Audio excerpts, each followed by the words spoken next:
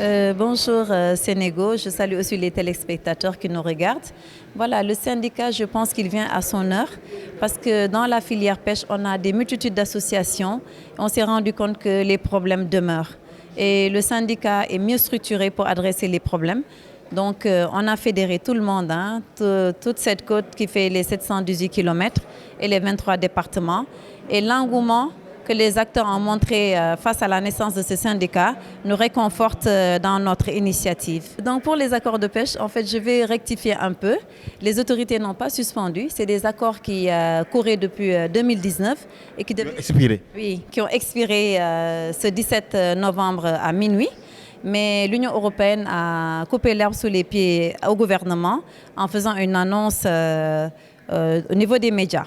Nous, ce qu'on voudrait dire à l'autorité, on l'a entendu, Madame le ministre, mais nous, ce qu'on voudrait dire en tant qu'acteurs et professionnels du secteur, on voudrait que l'État, à l'instar de l'Union européenne, crée une commission avec les autres 7 pays qui sont dans la CRSP.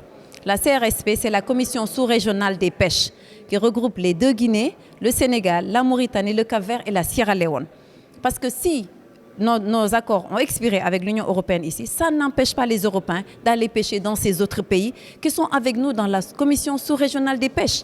Donc aujourd'hui, l'intelligence voudrait que l'État du Sénégal, dans cette commission sous-régionale, crée une sous-commission avec ces 7 pays membres, avec des techniciens qui vont négocier face à la Commission européenne, avec des techniciens qui sont mieux outillés que l'administration. Parce que la machine de Bruxelles, elle est impitoyable. Donc il faut des acteurs aguerris pour aller négocier. Donc moi, personnellement, nous dans notre syndicat, c'est la réflexion que nous avons pour que l'État arrive à ça. Et si on arrive à ça, ça va permettre aussi de renforcer le sentiment d'union entre les États membres et ça va nous permettre aussi de développer davantage nos mécanismes de coopération économique. Et ça, c'est hyper important dans cette mondialisation sauvage. C'est même vital qu'on arrive à harmoniser ces mécanismes de coopération économique pour nos micro-États, pour leur devenir. Non, en fait, ce n'est pas exactement ça. Parce que les Européens, ils avaient négocié un quota de 10 000 tonnes de thon et 1 750 tonnes de merlu. Nous, en 2020, on avait dénoncé ces accords. Mais nous, là où on a dénoncé les accords, c'était sur la contrepartie financière qu'on trouvait misérable par rapport au tonnage signé. Parce que qu'on le signe, qu'on ne les signe pas, comme je l'ai dit tantôt, dans la Commission sous-régionale des pêches, on a ces 7 pays-là. Il faut que nos États, ces 7 pays-là, arrivent à cette commission pour faire face à celle de Bruxelles. Parce que c'est un poisson migrateur, ils ne le pêchent pas ici, ils vont le pêcher ailleurs. Et aujourd'hui, nous, on n'a pas les embarcations de pointe pour aller prendre ce thon-là en haute mer parce qu'il y a tout un processus qui va avec.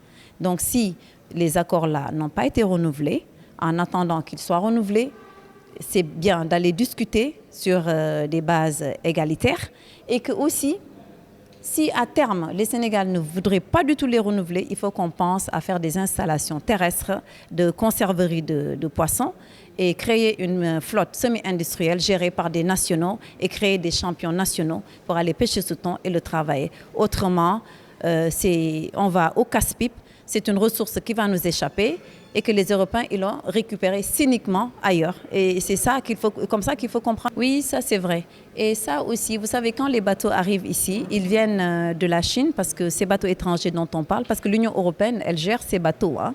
Les Russes aussi gèrent leurs bateaux.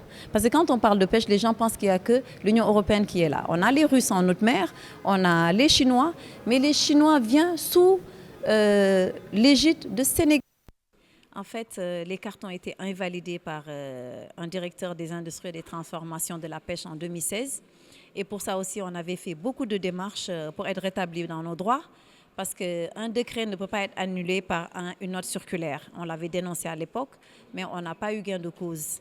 Donc, 4 mois après, le ministère nous a convoqués à la DOPM, la Direction des pêches maritimes, pour qu'on rediscute encore pour l'élaboration d'un nouveau décret. Et quand on est allé, on a fait le projet de décret pour la profession de mareyage. Ça, c'était en 2017. Et jusque là où nous parlons, ce décret-là, il dort dans les tiroirs.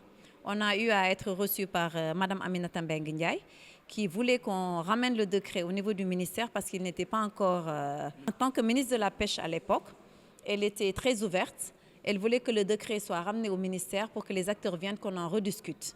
Et nous, à cette époque, je voudrais aussi signaler, quand on est allé au ministère pour discuter de cette nouvelle loi, on avait proposé nous-mêmes, pour faire face aux abus qui sont opérés pour créer des farines de poisson, on avait proposé qu'on puisse introduire la culture des algues dans la pêche sénégalaise. Ça, c'est nous qui l'avions proposé en 2017.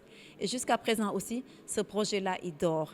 Et vous savez que ça va permettre de ne pas trop abuser sur la ressource, de la surexploiter et faire les farines de poisson pour faire la pisciculture dont l'État parle tant. Parce que ça fait partie des projets phares du programme de 2050. Donc il faudrait aussi que l'autorité pense à ça, comment pouvoir implanter tout ça dans ce pays. Donc nos cartes ont été validées de façon très arbitraire et unique parce que c'est un décret qui a été abrogé par une note circulaire. Et depuis lors, nous aussi, nous attendons que la tutelle nous rétablisse dans nos droits pour qu'on puisse travailler dans la légalité. Oui. Merci.